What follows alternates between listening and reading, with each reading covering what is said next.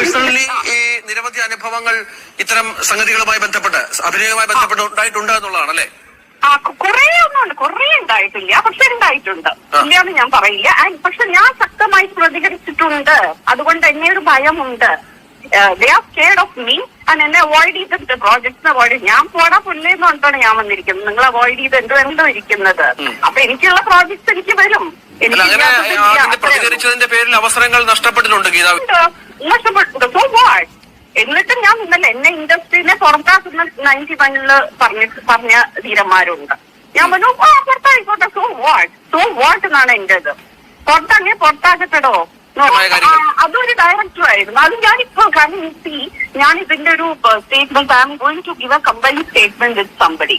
അപ്പൊ ഞാൻ അവർക്കൊരു വാക്ക് കൊടുത്തെടുത്തിട്ടുണ്ട്. അപ്പൊ എനിക്കിപ്പോ അതൊന്നും പറയാൻ പറ്റില്ല. Call at night and calling bell അടിക്കല്, വാതില് തട്ടല്,